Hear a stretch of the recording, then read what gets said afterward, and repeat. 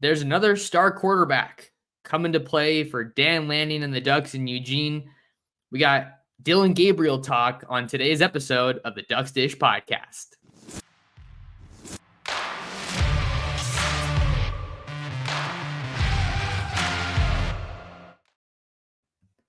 And we're back like we never left. Oregon fans, what's going on? How we living? Thank you so much for tuning in to another episode of the Ducks Dish podcast.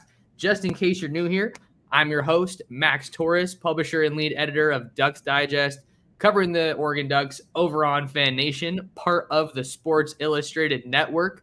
Not rolling solo today. I am super excited to have a special guest for you guys. We got John Hoover. He is the publisher of AllSooners. That is our partner channel on the Sports Illustrated Fan Nation Network covering the Oklahoma Sooners. John, how we doing? Thanks for being here. Man, we're doing good, Max.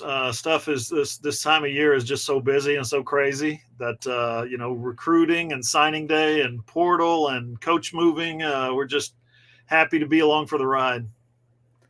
It is a crazy time of year. That is definitely the best way to put it. I know you got to talk with Brent Venables at some media availability earlier on today. So you've been on the move. We got recruiting stuff, which is my bread and butter. That's what I'm the most passionate about. And then we have transfer portal stuff. But Oregon and Oklahoma have kind of had a little bit more links and connections here in the past year or so, right? You had the whole go for it. Sorry. No, I was going to say the rivalry has extended, right, beyond the 2004, 2005, 2006 trio of games that they played. Absolutely. It really has. I think the first like concrete link aside from the Alamo Bowl, I think it was when Caleb Williams was still there. That was my first year on the job. We've seen some other things pop up with the whole Peyton Bowen commit, decommit, flip. Now he's in Norman playing his college ball. I think he had a pretty good year out there. And then we had Eddie Pierre-Louis just committed to Oklahoma today, and Oregon was going after him, a 2024 offensive lineman. But the biggest one that I wanted to bring you on to talk about, John, number 8, Dillon Gabriel is going to be playing his college football for the Oregon Ducks in 2024. So my whole goal here is to just learn everything I possibly can about Dillon Gabriel and kind of have you share some of your experiences from getting to cover him firsthand. So just starting us off here, John, what do you think people need to know about Dillon Gabriel, their newest quarterback at Oregon? Well, first of all, don't ask me what Brent Venables said about him today, because Brent Venables started his post-practice press availability by saying, I'm not talking about any guys that are not here. I was like, I could have asked about Dillon one more time. I think he probably would have talked about Dillon. He was talking more about an offensive lineman that has recently defected. But I digress. Dillon Gabriel, with Dillon Gabriel, the Ducks are getting a good quarterback, a really good, solid quarterback. He didn't get the draft grade he wanted, and that's what he revealed. That was the surprising thing. I thought he was going to go to the NFL draft after 2 years. He decided that he didn't get the draft grade that he wanted, so he had another year of college football left. And rather than stick around Oklahoma, where he's been for 2 years now, they've got a 5-star freshman waiting in the wings in Jackson Arnold out of nearby Denton, Texas. So rather than just kind of hang around, he decided he wanted to play another year of college football somewhere else. This is a guy he's the right makeup that you want for your quarterback, taking your daughter out to the movies. You know what I mean? He is that guy when it comes to that kind of thing. He's got the right kind of chemistry and makeup and attitude and strength of character that you just like in a guy. Awesome. Okay. And we know that there's the whole connection with Marcus Mariota as far as being another quarterback from Hawaii, wearing the number 8. He said Marcus approved in his commitment graphic. Yeah.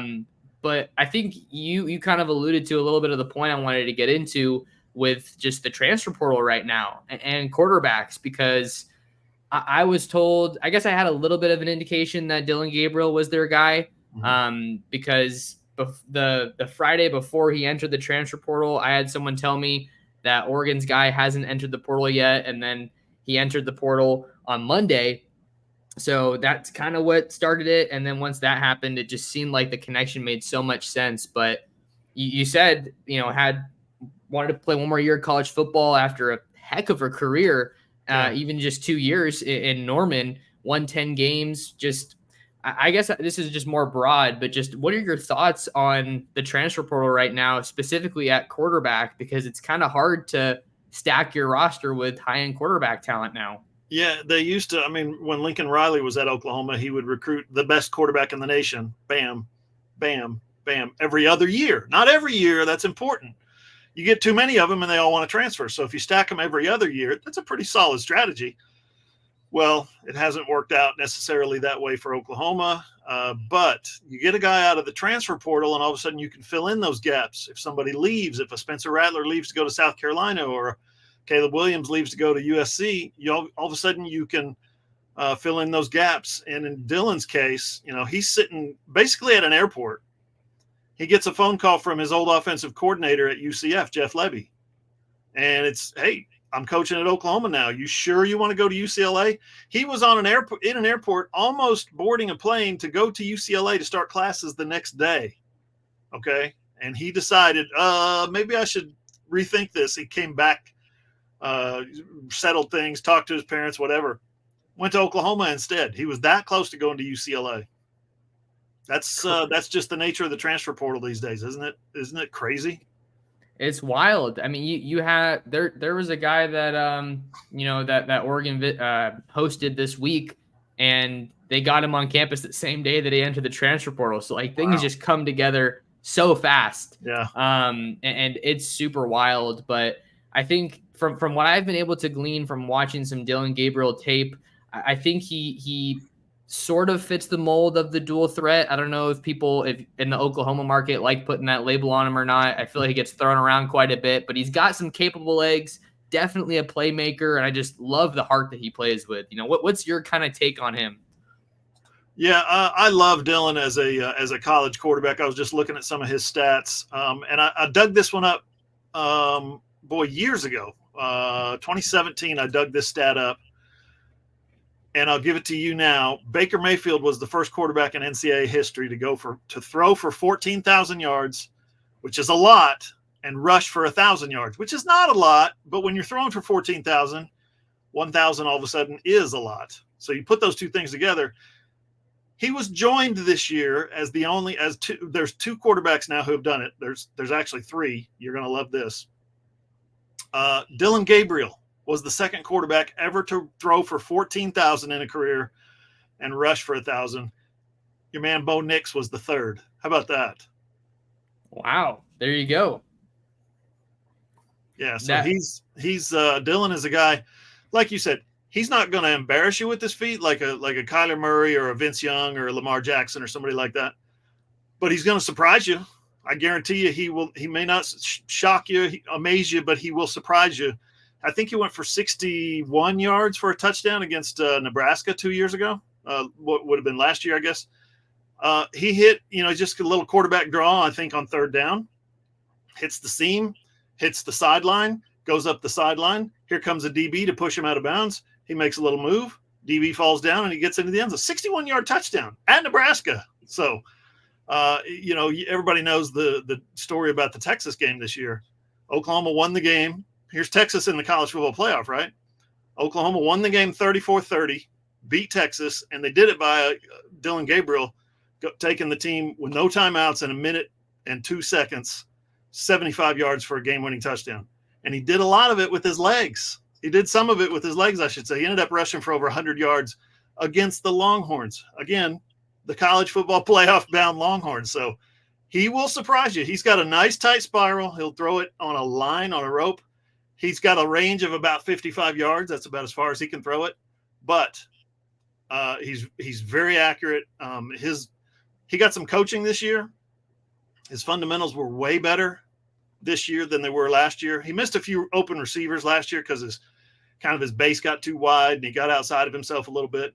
So he missed on some easy throws, some third down conversions, an easy touchdown, a walk-in touchdown. He overthrew a guy.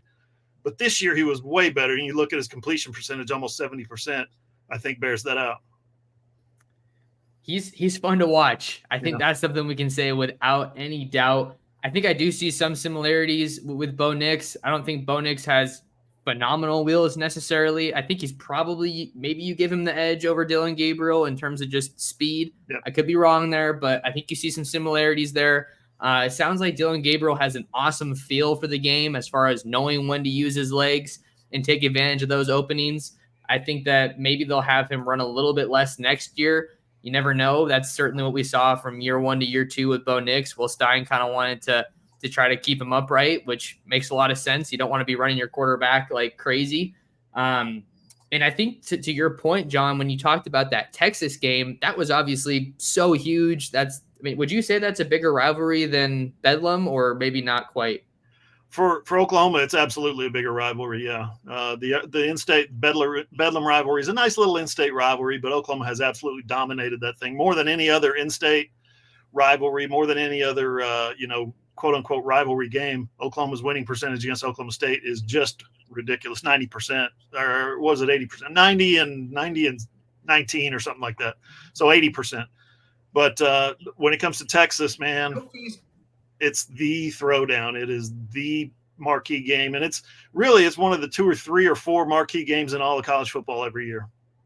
Okay. Good to get some context there. I knew that Oklahoma had dominated that rivalry, but I just liked what you said about that drive against Texas, because you think about, you get the ball and it's like, hey, this game's on you. You gotta make it happen. You gotta drive us down the field. And having experience like that, having a guy that can show up in those big time moments is so crucial, because a lot of times games come down to that, right? You look at what Oregon did this season, 2 losses to Washington by 3 points. So you need someone who can operate in those high stakes situations. And it certainly seems like Dillon Gabriel is able to do that. I think that he fits this offense really well. The destination makes a ton of sense when you look at what the Ducks are going to be able to do to give him a favorable situation. Alik Terry's been doing great along the offensive line. He's their first-year offensive line coach, was previously on the staff with Mario Cristobal, but he gets handed the offensive line, the reins to the offensive line. They're going to give him a great group to keep Gabriel upright. And then you look at the skill positions, they're always going to be a destination for some great skill players. And they, depending on when this gets posted and what news comes out, they might even have Troy Franklin back for a year. He still hasn't announced his NFL draft intentions as of right now, and it's a stacked group. So I just think that this fit really makes a lot of sense for Dillon Gabriel and Oregon, for both sides. And I can't speak to how important it is that they were able to get Gabriel this early, because he's only going to help them attract more guys from the portal. Yeah, and I like just about everything about Dillon's game. There's one thing you need to be aware of, though, and that's when the weather turns cold or wet or windy. As you would expect, a quarterback's numbers to go down, right? His go down a lot. His go down precipitously. I don't have the breakdown, the dry weather, perfect weather games and the bad weather games. But every time he's been in a bad weather game, there's been a throw or 2 or 3 or 5 or 10 where you say, why did he throw that? The pick 6 against Kansas, for instance, second play of the game, third play of the game, whatever it was, he throws a ball. His first throw sailed over the receiver's head. It was very windy in Kansas that day. Second throw was returned for a touchdown. So it's like that changed the way that the offensive coordinator, Jeff Lebby, wanted to call the game. He kind of took the ball out of Dillon Gabriel's hands. He struggled in the rain last year in a loss at West Virginia. He struggled in the OU spring game, his first time out. His first time, 75,000 fans there to watch the spring practice, right? And it was windy, it was gusty, it was cold, it was damp, I will say, when not raining. And he threw the ball, he barely completed 50%. So there's a little bit of struggle involved for a kid who grew up in Hawaii and played his formative years in South or Central Florida. When he gets in some nasty weather, he struggles a little bit. Okay, good to get the whole picture here, right? It's not always sunshine and rainbows. Yeah. That I guess pun intended, talking about the weather there. I have one more guy I wanted to ask you about, but before we wrap on Gabriel, let's look at the human aspect of this for a second, John, because I think in our profession it's so easy to get caught up in the numbers, to get caught up in the score, the stats, and all of that stuff. But what were your impressions of Dillon as a person, just from as a human being, getting to be around him and cover him? Yeah, that's a good question. That's kind of what I started with. Just, he's the kind of guy you would want your daughter to go out on a date with. He's the kind of guy that you would want to lead your football team. He is he's got a lot of the consummate leadership qualities when it comes to being a leader on the football team. Guys just naturally follow him. And one of the strongest leaders on this Oklahoma team, son of Bob Stoops, sixth-year senior wide receiver, Drake Stoops, they formed a bond this year. Drake and Dillon formed a bond that they were leaning on each other a lot. Drake ended up being the leading receiver in the Big 12, caught 10 touchdown passes. So ended up being a great college football player. But you ask him about it, and he says, my development goes hand in hand with Dillon. As much of a leader and football mind as Drake Stoops was, he leans that much more on Dillon. So it's just an example of his kind of, strength of leadership qualities and fortitude. And, when they come off the bench to go into the game down by 3 against Texas, and you're thinking, okay, they don't have any timeouts. They've got to go 75 yards. They've only got a little over a minute. Maybe they can squeak out a field goal here. Dillon wasn't thinking field goal. Dillon was thinking touchdown the whole way. And so he hit 4 or 5 passes on that drive, whatever it was. Kind of stuck one in there. His receiver broke open after he took the snap, looking, here comes the pressure. He kind of ducks and covers like he's going to get hit. And then he jumps up and just throws an absolute dart in the back of the end zone. That's a fearless kind of leadership quality that I think every football team wants. Dan Lanning and the Ducks, Will Stein getting a gem of a quarterback, it sounds like. There's one more guy that I got to ask you about, John, while I have your Oklahoma expert opinion on the podcast. Dillon Gabriel might not be the only Sooner that is transferring to Oregon. You never know. The Ducks are hosting former Sooners offensive lineman Cayden Green on a visit this weekend. There's reports out there that he's also going to visit Missouri. He is a Missouri native, but in the event that he does end up at Oregon, I just wanted to get some of your take on Cayden Green and kind of what his one brief season with the Sooners was like. Yeah, first of all, there was a narrative that started middle of the week that Dillon was actually actively recruiting Cayden Green. I was told today that is absolutely not true. Dillon had nothing to do with Cayden Green leaving Oklahoma or visiting Oregon. So let's put that to bed right now. Cayden was a freshman All-American at Oklahoma, started 5 games, played something like 380 snaps. His Pro Football Focus grade was pretty good. It wasn't outstanding, but what freshman is. But he had 3 or 4 games that you look at, and he's just like, wow, that was really efficient. That he really knows what's going on. They're not afraid to call the entire offense and have the guys, the center next to him or the left tackle next to him kind of help him out. He didn't need to be like coddled or anything, but they helped him out in some difficult situations, combo blocks and stuff like that. What really stands out to me is Texas. Again, we go back to the Texas game for all things Oklahoma. This is the barometer for Oklahoma football. Against Texas, the Sooners were getting kind of manhandled up front, and Texas got a big defensive tackle by the name of T'Vondre Sweat. He was up for all the national, lineman awards and stuff like that. Really big dude, strong dude, quick dude, 360 pounds, can dunk a basketball. So a handful for any blocker. Oklahoma was a little outmanned at that spot. They brought their true freshman from Lee Summit, Missouri, into the game and said, do your best. Here's the game plan. Go block that kid. And you would think that here's this, upperclassman for Texas up for all these national awards. And here's this freshman from Oklahoma who's just making his first real significant game action of the year. I think he played 30 snaps before this. They put him in the second half of the Texas game, and he stopped T'Vondre Sweat dead cold at the line of scrimmage. No more trips to the backfield for T'Vondre Sweat after Cayden Green got in. So that was one of the games that, and they end up coming back and winning that game, partly because of the blocking and the attitude and the way the game changed at the line of scrimmage for Oklahoma. So that's one of those games that, Oklahoma fans will look back on and say he's like a conquering hero. He came off the bench and helped us beat Texas, and that's something that they'll always remember fondly of him. But the way he left, a little bit of a sour taste in their mouth. I remember that was a big shocker for the Sooner fan base out there in Norman, but great to get some insight on the future Duck, Dillon Gabriel, and then a top Oregon target, it looks like, in the transfer portal in Cayden Green. Certainly appreciate the time, John. Before we get you out of here, can you let the people know where they can find more of your work and kind of what you got going on in this space? Absolutely. Thanks, Max. Yeah, Twitter is easy. John E. Hoover on Twitter. On YouTube, you can find me at John Hoover Media. And of course, the website where all that content ends up is allsooners.com. So if you're looking for more Sooners action, especially coming off that bowl game, a couple of years ago, the Brent Venables Bowl, the Bob Stoops Bowl, whatever that was, a lot of fun times.